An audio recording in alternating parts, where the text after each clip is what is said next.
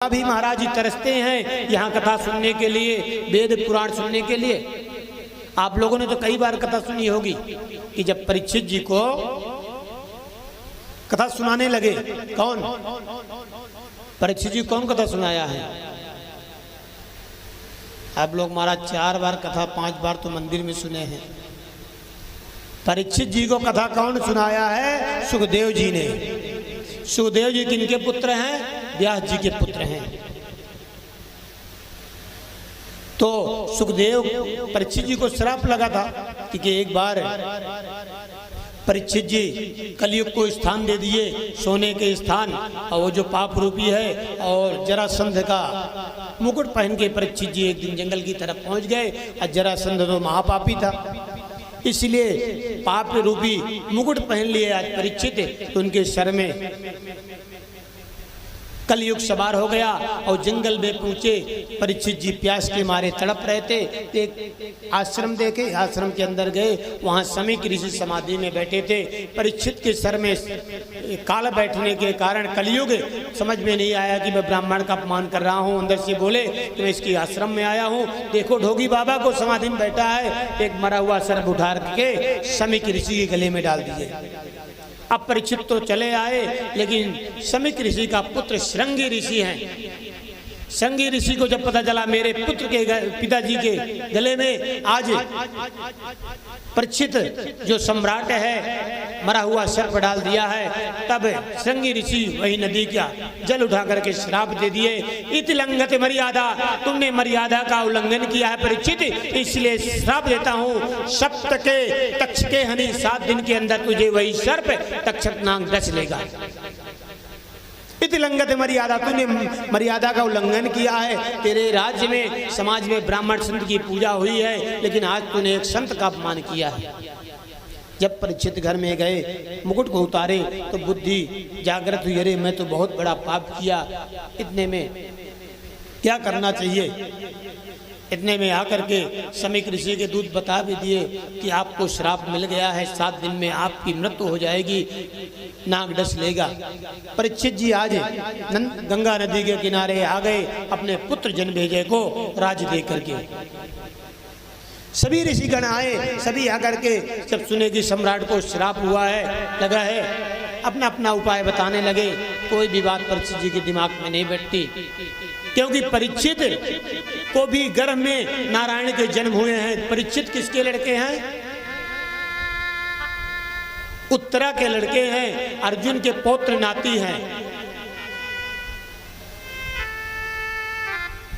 और अभिमन्यु जो किसके? सुभद्रा, अर्जुन के पुत्र जो हैं, पत्नी का नाम क्या है? वैसे द्रौपदी तो पंचाली थी, सुभद्रा। और सुभद्रा के पुत्र कौन थे? अभिमन्यु। अभिमन्यु की पत्नी का नाम था उत्तरा। उत्तरा के पुत्र हैं परीक्षित।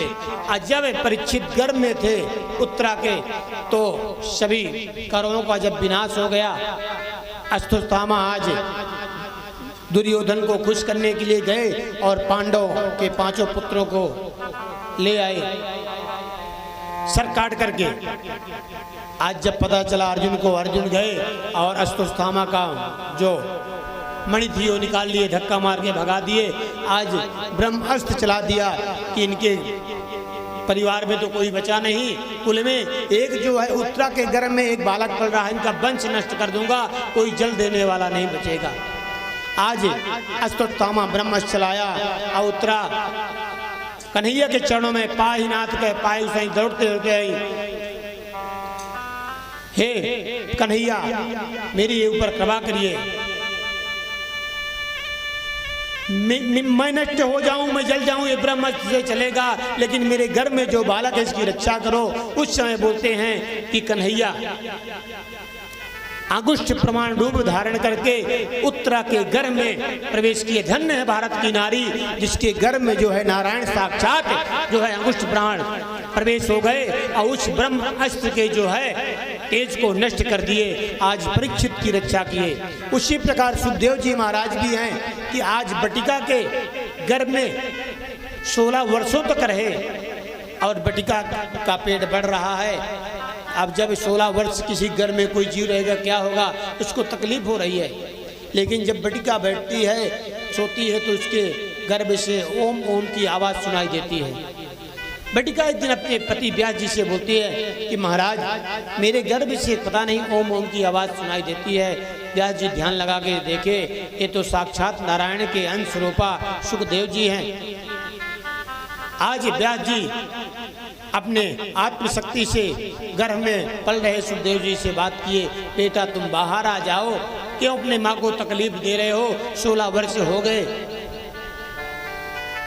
सुखदेव जी बोले मैं बाहर नहीं आऊंगा, क्योंकि बाहर आते ही मुझे माया घेर लेगी, क्योंकि भोलेनाथ जी ही बोल रहे हैं कि भूमि परत भा डाबर पानी, भूमि परत भा डाबर पानी, भूमि परत भा डाबर पानी, भूमि परत भा डाबर पानी, जिन जीवन ही मायाले बिठानी, में जी भई भा यल पिटारी, भूमि परत भा डाबर पानी।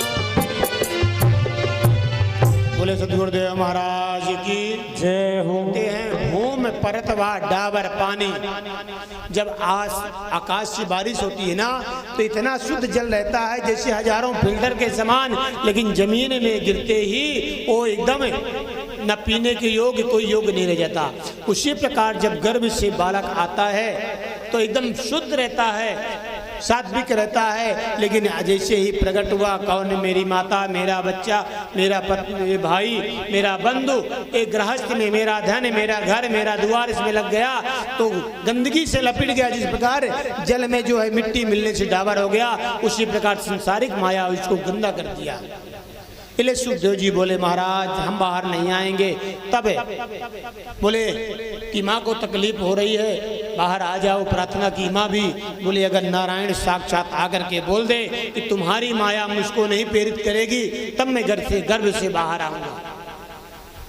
आज व्यास जी नारायण का स्मरण किए, नारायण साक्षात प्रकट हुए, हे सुख तू बाहर आ जा, तुझे जो है तो कोई माया प्रेरित नहीं करेगी, मेरी माया तुझे छुएगी भी नहीं। सुखदेव जी से बड़ा त्यागी इस ब्रह्मांड में कोई नहीं पैदा हुआ। सुखदेव जी के जीवन में कभी क्रोध, कभी मोह नहीं आया।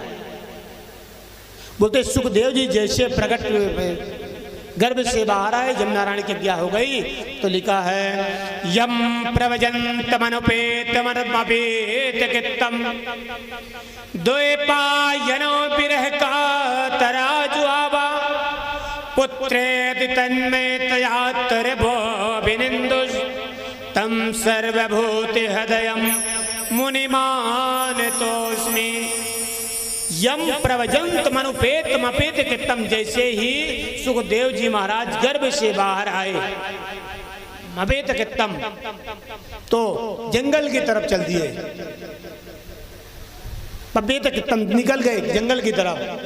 जब गर्भ से प्रकट बाहर आते ही जंगल की तरफ चल दिए तो व्यास जी महाराज, क्योंकि इनको संसार से कोई लगाव नहीं, मेरे माता है कौन पिता है, वो तो विरक्त, इनको संसार में सब समान दिखता है। तो व्यास जी महाराज आगे सुखदेव जी के आगे दौड़े। दोए पायनो विरह कातर आजू आवा, दोए पान बोलते हैं व्यास जी को, दोए पान विरह करते हुए, ओ मेरे पुत्र किधर जा रहे हो, किधर जा रहे हो। दोए पायनो विरह कातर आजू आवा पुत्रेत तन्मयतया, जब पुत्र के प्रेम में तन्मय होकर के व्यास जी दौड़े जा रहे हैं, पुत्रेति तन्मयतया तरबोभिनिंदु, तभी तरु वृक्ष, तरबोभिनिंदु वृक्षों ने आवाज दिया, अरे व्यास जी आप किसके पीछे जा रहे हैं। जिसको संसार का ज्ञान नहीं, स्त्री पुरुष का तक ज्ञान नहीं, कौन स्त्री है कौन पुरुष है उनमें समान दिखता है, उसके लिए कौन माता कौन पिता कौन स्त्री कौन पुरुष। फिर वृक्षों ने कहा हे व्यास जी, जगत कल्याण के लिए अगर तुम्हारा पुत्र जा रहा है भजन करने, तो हम तो साल में कितने वृक्ष पत्ते छोड़ते हैं फिर उग जाते हैं, आप भी जाने दो जगत कल्याण के लिए। आज जैसे वृक्षों ने समझाया, व्यास जी अपने आश्रम को आ गए। कहने का मतलब है कि व्यास जी को, सुखदेव जी को भी गर्भ के अंदर ही नारायण के दर्शन हुए। किसके दर्शन हुए? नारायण के। और परीक्षित जी को तो नारायण में जा करके ही, जब गर्भ में थे तो अंदर जा करके ही दर्शन दिए। तो आज जो है, जब परीक्षित जी को श्राप हुआ, परीक्षित जी बैठे हैं, सुखदेव जी त्यागी हैं, लेकिन उन्होंने सोचा कि ये कौन सा भक्त है कि मैं तो गर्भ के अंदर और नारायण बाहर से बात किया, आज जो भक्त को श्राप हुआ है उसको तो गर्भ में जाकर के दर्शन दिए। कौन? नारायण है, उसको भक्त को श्राप लगा है, जरूर मुझे जाना चाहिए। नारायण की प्रेरणा हुई, आज परीक्षित जो है सुखदेव जी के पास आ गए। सुखदेव जी परीक्षित जी के पास आ गए। बोले सदगुरुदेव महाराज की जय हो। जैसे ही सुखदेव जो है परीक्षित जी को कथा सुनाने लगे तो देवता लोग अमृत का कलश लेकर के आ गए। क्यों आ गए? बोले कि अमृत का कलश लेकर, ग्रहित वही है हाथ में लेकर के, सुधा कुंभम गृहित हुए, सुधा मतलब अमृत, कुंभम गृहित हुए हाथ में लेकर के आ करके सुखदेव जी से बोले, मेरी ने, इसमें मेरी मतलब है अदला बदली कर लिया जाए। परीक्षित जी को श्राप हुआ है 7 दिन का मरने का, तो आप इनको अमृत पिला दीजिए, हमको आप कथा सुना दीजिए। तब सुखदेव जी महाराज मन में विचार किए कि ये तो व्यवसाय के लिए आए हैं, ये कोई बेचने वाली चीज थोड़ी है, आस्था की चीज है। इनके मन में भेदभाव है, इसलिए हंसते हुए सुखदेव जी महाराज बोले, क्वा सुधा क्वा कथा लोके क्वा काचः क्वा मणिर्महान। बोले क्वा कथा क्वा सुधा लोके, कहाँ कथा और कहाँ अमृत। क्वा सुधा क्वा कथा लोके, कहाँ अमृत और कहाँ कथा, कहाँ मणि का टुकड़ा, क्वा काचा क्वा मणिर महान, कहाँ मणि का टुकड़ा और कहाँ कांच का टुकड़ा, कहाँ मणि। मणि आप किसी में छुआ देंगे सोने की हो जाएगी, कोई भी वस्तु में, लोहे में। तो आज कथा की तुलना मणि से किए और कांच के टुकड़े की तुलना किससे किए? अमृत से। क्योंकि जो अमृत पिएगा वो स्वर्ग में जाएगा, और स्वर्ग में जाने के बाद जब पुण्य क्षीण हो जाएगा वापस मृत्यु लोक में आएगा। पुण्य क्षीणम मृत्यु लोके विशंति, पुण्य क्षीण जब होगा तो मृत्यु लोक में फिर आ जाएगा। एक बात और, हमको और आपको, हम एकदम स्वतंत्र हैं, कुछ भी करें, अच्छा करें बुरा करें, सोते रहें, भजन करते रहें, खाते रहें, कुछ भी करें, लेकिन अगर और लोगों में है वहाँ समय बंधा हुआ है। अपने मन से चाहे देव हो